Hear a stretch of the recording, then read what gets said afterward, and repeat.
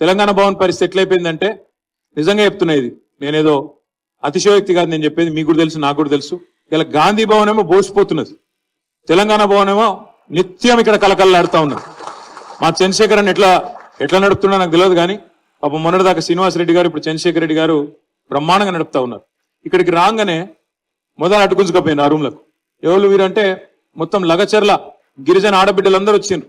అన్న మా వాళ్ళు అరెస్ట్ అయ్యి 26-27 రోజులాయే, మరి ఇంకా బయటికి రాకపోయా, ఏమైతుంది అంటే మొత్తం మన లీగల్ సెల్, పాపం వాళ్ళు కూడా మా న్యాయవాద మిత్రులు ఇక్కడ ఉన్నారో లేదో కానీ లీగల్ సెల్ మన బృందము ఎంత కష్టపడుతున్నారంటే, రాష్ట్రంలో ఎక్కడ ఏ కేసు అయినా, సోషల్ మీడియాలో పోస్ట్ పెట్టినందుకు కేసు అయినా, లగచర్లలో అర్ధరాత్రి బందిపోట్లు కదా ఇంటి మీదకి వచ్చినట్టు అర్ధరాత్రి వచ్చి దాడి చేసినా, అదే మాదిరిగా ఇవాళ హైదరాబాద్ లో హైడ్రా పేరిట అరాచకం సృష్టించిన అన్నిటి విషయంలో కూడా ఇలా న్యాయ పోరాటం చేస్తున్న మన లీగల్ సెల్ కూడా ఒక్కసారి గట్టిగా చప్పట్లతో వారికి అభినందనలు చెప్పాలి.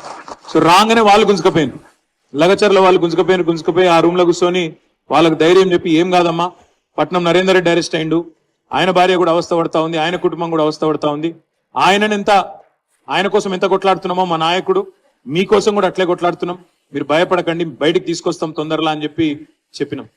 ఢిల్లీ దాకా తీసుకుపోయినాం వాళ్ళని, ఎన్హెచ్ఆర్సీకి పోయినాం, national human rights commission, national scheduled cost commission దగ్గర పోయినాం, నేషనల్ షెడ్యూల్డ్ ట్రైబ్ కమిషన్ దగ్గర పోయినాం, అదే మాదిరిగా మనం అక్కడ నేషనల్ కమిషన్ ఫర్ విమెన్ దగ్గర కూడా పోయినాం. నేను ఆర్ఎస్ ప్రవీణ్ కుమార్ గారు వాళ్ళకి ధైర్యం చెప్పినాం, ఎస్పీ గారికి చెప్పినాం, ఎస్పీ గారు దయచేసి ఆల్రెడీ జైల్లో పెట్టిన వాళ్ళని పెట్టినరు, మళ్ళీ మీ పోలీసులు అక్కడక్కడ కొంత అతి చేస్తుండట, చేయకండి, ఇది మంచిది కాదు, ప్రజాస్వామ్యంలో దేనికైనా కూడా ఒక హద్దు ఉంటది, దయచేసి చేయకండి అని చెప్పి వారికి కూడా విజ్ఞప్తి చేసినాం.